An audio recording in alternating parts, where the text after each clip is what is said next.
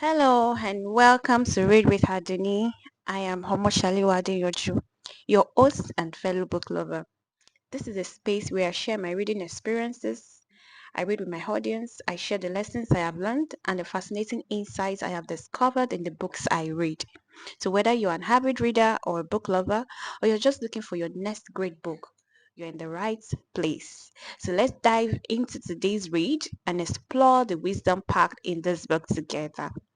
So, welcome once again to Read with Hadini. On today's episode, we'll be moving forward and we're going to start a new chapter. That is chapter 4 of our book, The Power of Self Discipline No Excuses by Tracy. So the title of today's chapter is Self-Discipline and Goals. Self-Discipline and Goals. And I want to say that if you've been with me since the beginning of this particular book, I'm sure that you would have noticed a lot of changes in your life. And I'm sure you would have been taking responsibility for a whole lot of things, just like I have too. And I we had a wonderful time on the last episode where we just concluded chapter 3, and that was self-discipline and responsibility. And I hope we are taking responsibility for things in our lives. So today's episode, we are going to start a new chapter, chapter 4, like I said earlier, and the title is self-discipline and goals. Yes, I'm sure we are familiar with this word goals. We are always trying to set goals, set action plan out, map out, have a plan, have a drawing board on how to achieve our desires, on how to achieve our dreams, on how to achieve our aspirations. So today we are going to read about how self-discipline influences goal setting. What is the relationship between having goals and self-discipline? So let's go. Discipline is the bridge between goals and accomplishments. Discipline is the bridge between goals and accomplishments. This was said by Jim Rohn. Your ability to discipline yourself, to set clear goals for yourself, and then to work towards them every day will do more to guarantee your success than any other single factor. You need to have goals to accomplish worthwhile things in life. You have probably heard it said that you can't eat a target that you can't see. If you don't know where you're going, any road will get you there. And as Wayne Gretzky said, you miss every shot you don't take. The very act of taking the time to decide what you really want in each area of your life can change your life completely. The 3% factor. It seems that only 3% of adults have written goals and plans, and this 3% earn more than all of the other 97% put together. Why is this? The simplest answer is that if you have clear goal and a plan to achieve it, you therefore have a track to run on every single day. Instead of being sidetracked by distractions and diversions, getting lost or going astray, more and more of your time is focused in a straight line from where you are to where you want to go. This is why people with goals accomplish so much more than people without them. The tragedy is that most people think that they already have goals, but what they really have are hopes and wishes. However, hope is not a strategy for success, and a wish has been defined as a goal with no energy behind it. You can wish for things, you can hope for things, you can desire for things to get better, but if you don't have a laid out plan, if you don't have a set of goals on how to achieve the things that you want to achieve, how is it going to come to manifestation? So, a goal without no energy behind it is just a wish. So goals that are not written down and developed into plans are like bullets without powder in the cartridge.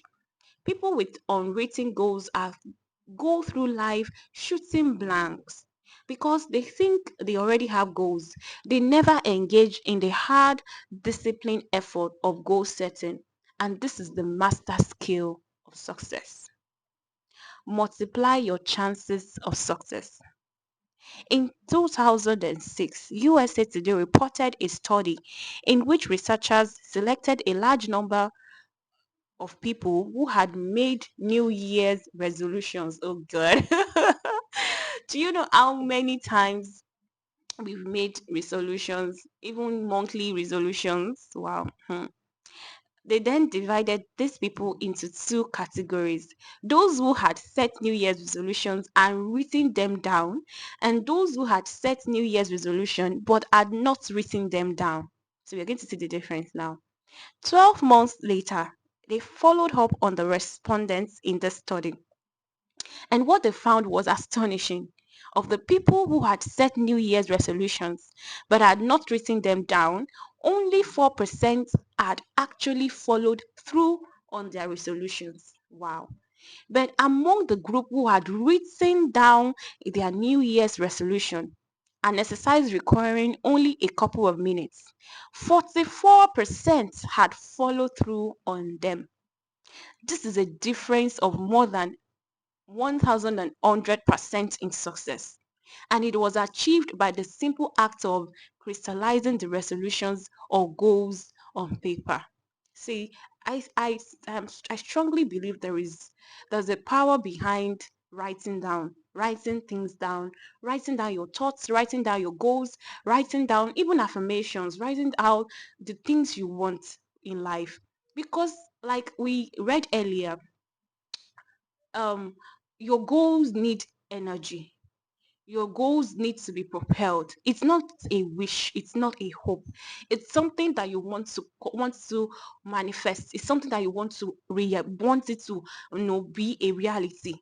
So I strongly believe there is a relationship between manifesting and writing down your goals, like creating and writing down, just like there's a relationship between creating and speaking. So, the discipline of writing. In my experience of working with several million people over the past 25 years, the disciplined act of writing out goals, making plans for accomplishing them, and then working on those goals daily increases the likelihood of achieving your goals by 10 times or 1000%. This does not mean that writing out your goals guarantees success. Yes, that's another angle. It doesn't mean because you have a whole book or a whole journal written of things you want, it doesn't mean you're going to have them. But rather that it increases the probability of success by 10 times. I think that is a good one. 10 times, that is very good. So these are very good odds to have working in your favor, especially when there is no cost or risk involved in putting pen to paper. Just a little time. Writing is called a psychoneuromotor activity. A psychoneuromotor activity. The act of writing forces you to think and concentrate. So this is actually the gem in writing. When you're writing, you are thinking, you're focusing, your attention is not divided. It's directed at those things you're thinking. It's directed at your thoughts. It's directed at you writing. It forces you to choose what is more important to you and your future. As a result, when you write down a goal, you impress it into your subconscious mind. And that is where the magic happens. A lot goes on in our subconscious, which then goes to work 24 hours a day to bring your goal to reality. So sometimes I tell my seminar audiences only 3% of adults have written goals, and everyone else works for those people. I think I want to be among the 3% of adults that have written goals, and I'm sure you, my audience, still want to be among, right? So in life, you either work to achieve your own goals or you work to achieve the goals of someone else. Which is which is it going to be for you? You can choose success versus failure mechanisms. Your brain has both a success mechanism and a failure mechanism. Now, the failure mechanism is the temptation to follow the undisciplined path of least resistance, to do what is fun and easy rather than what is hard and necessary. Like, I'd rather be gisting, flipping through the social media instead of doing this episode. But I said, no, I'm not going to take the path of least resistance. I'm going to go for this. I have to upload a new episode today. So, your failure mechanism operates automatically throughout your life, which is the major reason why most people fail to fulfill their individual potentials. While your failure mechanism functions automatically, your success mechanism is triggered by a goal. When you decide on a goal, you override your failure mechanism. When you decide on a goal, you override your failure mechanism, and and can you change the direction of your life? And you can change the direction of your life. You go from being a ship without a rudder, drifting with with the tide, to being a ship with a rudder, a compass, and a clear destination, sailing in a straight direction towards your goal. The power of goals. So this is a story by the author, and I'm going to read it. A client of mine recently told me an interesting story. He said he had attended one of my seminars in 1994 where I spoke about the importance of writing down goals and making plans for accomplishing them. He said at that time he was 35 years old, selling cars for a dealership in Nashville and earning about $50,000 a year. He told me that that day changed his life. He began writing out his goals and plans and working on them daily. 12 years later, he was earning more than $1 million a year and was the president of a fast growing company that sells services to some of the biggest companies in the country. He told me he could not imagine what his life would have been like if he had not taken out a piece of paper and written down the goals he wanted to achieve in the years ahead. You know, I have always been of the opinion that I don't need to write my goals.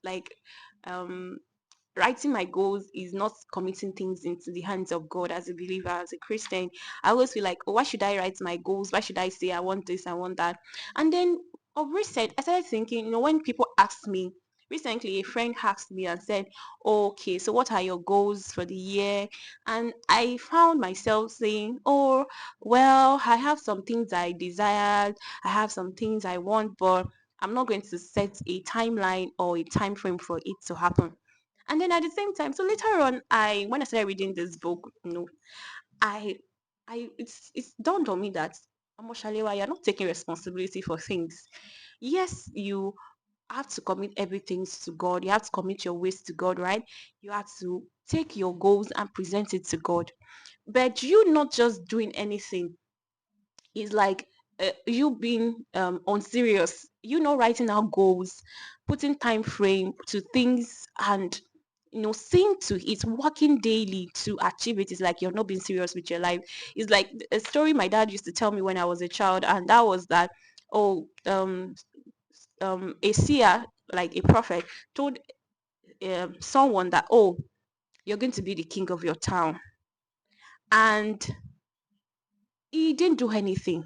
He started walking around this town, boasting, oh, I'm going to be the king. Farm, he did not go to. Work, he did not go to. He was not adding any value to his life. He was just going around the town, being pompous and, gallivanting around. Oh, someone already said there's a prophecy ahead of me that said I'm going to be the king of this town. At the end of the day, he couldn't be the king. Another person that was not even in the town, that has gone to a faraway land to go and work, to go and gather experience, to go and learn more wisdom to rule, became the king. Because of what? He felt, oh, nobody told me I'm going to be the king, although I'm from the ruling family. Let me go and add value to my life. And at the end of the day, nobody wants to put someone that doesn't have any wisdom or knowledge to rule a city or a town. So that was how that person lost the opportunity. So then my dad is, no, he told us this story to just tell us that, see, when things are being said concerning you, or when you feel, oh, I have the right to this thing, if you don't work towards it, if you don't acquire the necessary skills, if you don't go to school, if you don't get the certification, if you don't apply for this, there is, even if you are intelligent, is the person that has the skill.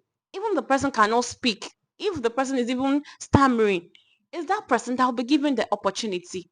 If you look at people that are in top positions now, I'm sure we have people that are better suited for that position than them, whether it being presidents, governors, ministers, heads of top organizations, CEOs of banks, of industries. When you meet them or you talk to them, you feel like, okay, they're not super beings. They don't have two heads. But one thing they do is they know how to add value to themselves. They know how to acquire skills. They know how to source for information. They read. They go for seminars. They go for conferences. They talk to people, and that is what set them apart. So I began to tell myself that, Omoshalewa, you need to start writing down your goals. Yes. Um, there is nothing that God, if you don't do, if you're not working towards something, God will not. There's nothing for God to bless, right? The Bible even says that work, you have to, your faith without work is nothing. Yeah. If you say you have faith, then you must show workings. Yeah. So let's go on. So take control of your life. Take control of your life. Aristotle wrote that human beings are teleological organisms, which simply means that we are purpose driven. Therefore, you feel happy and in control of your life only when you have a clear goal that you're working towards each day. This also means that this ability to become a lifelong goal setter is one of the most important disciplines you will ever develop. In nature, the horning pigeon is a remarkable bird. It has an uncanny instinct that enables it to fly back to its home roost. No matter how far away it starts or in what direction it must go, you can take a homing pigeon out of its roots, put it in a cage, put the cage in a box, cover the box with a blanket, and put the covered box in the back of a pickup truck. You could then drive 1,000 miles in any direction. Open the truck, take out the box, take off the blanket, open the cage, and throw the homing pigeon up into the air. Guess what? The homing pigeon will circle 3 times, get its bearings, and then fly straight back to its home roost. This is the only creature on earth that has this ability, except for human beings, except for you. You also have this remarkable homing ability within your own brain. Interesting. But with one special difference. The homing pigeon seems to know instinctively exactly where its home roost is located. It then has the ability to fly directly to that roost. In contrast, when human beings program a goal into their minds, they can then set out without having any idea where they will go or how they will achieve that goal.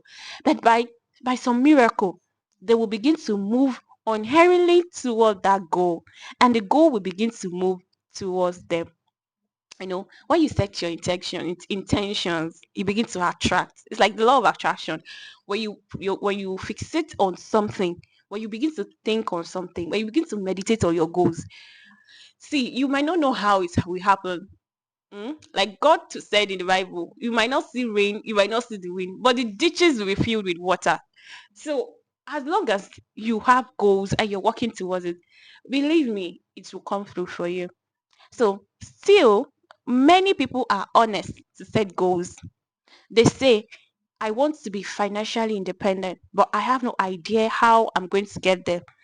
As a result, they don't even set financial success as a goal. But the good news is that you don't need to know how to get there. You just need to be clear about what you want to accomplish. So don't let us panic. You don't need to know how you're going to get there. Just be clear that, okay, This is what I want. This is what I want. I want to start a YouTube channel. I don't have a microphone now. I don't have a ring light now.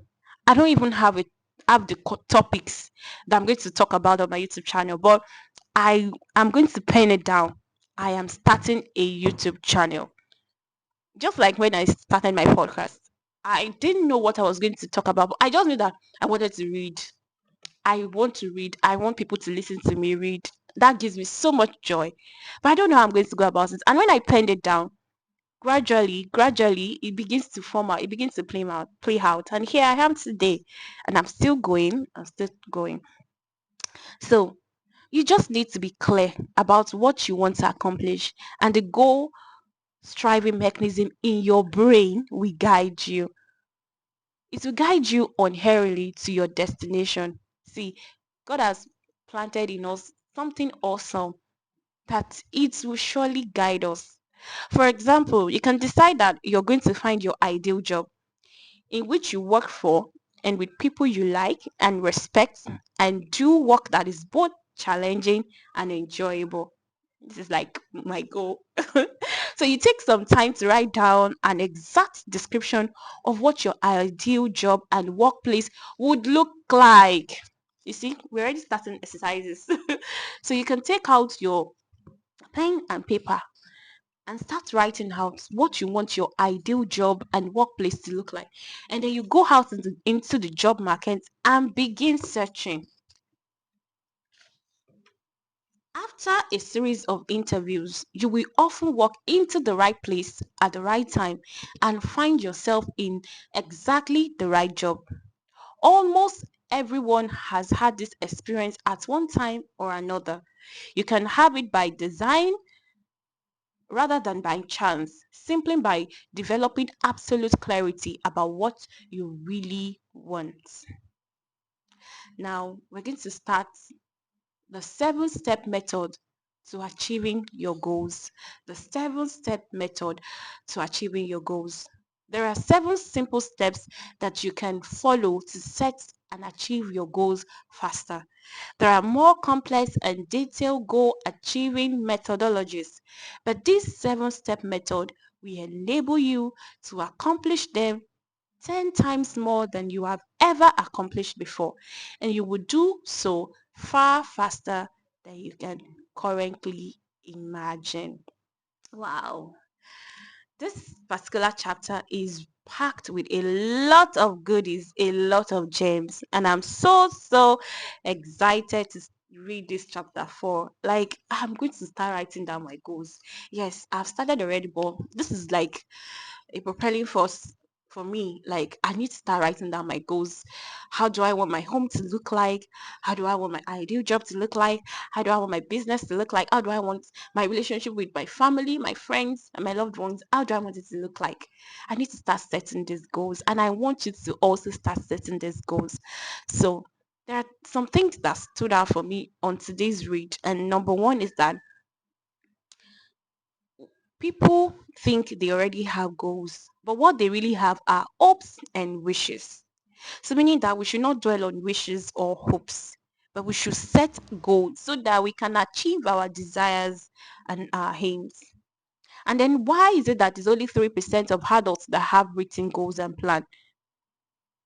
You know, and the author told us that the simplest answer is that if you have a clear goal and a clear plan to achieve it, you therefore have a track to run on every single day. And what is inside of us as human beings that God has given unto us is even better than the homing pigeon. We when we desire good things have a way of circling to us. Good things have a way of coming to us. It's going to make a 360-degree to us. When you desire something good, something positive, even sometimes, the last episode we talked about, the last chapter rather, we talked about negative emotions. That if you keep meditating or thinking about negative emotions, it will circle back to you just the same way as positive emotions, positive thinking, putting down your goals, setting actions, desiring things and working towards them. There is a way these things will find its way into your life, and you'll be better for it. So we have come to the end of today's episode. I want us to listen. We can go over again and again till it sinks down into our mind. Never forget that a lot happens in the subconscious mind. A lot. And I want great things to happen from our subconscious so that it will manifest in our physical world. So I want us to listen, comment, set your notifications so that whenever I upload a new episode on this podcast, you will be notified immediately and you can listen on the go. I want to thank you once again for coming today to listen to Read with Haduni. I'm sure you've been able to pick one or two gems from today's episode. Take care of yourself, stay hydrated, eat your fruits and vegetables, don't allow stress. Take control of your life, begin to set goals, set good intentions, put pen to paper, write things down, jot things down. And I'm sure we are going to be 10 times closer by the hour, by the day to our desired goals and our dream life. Until I come your way on another episode of Read with Aduni, take care of yourself, keep setting that goal, and keep writing. Bye.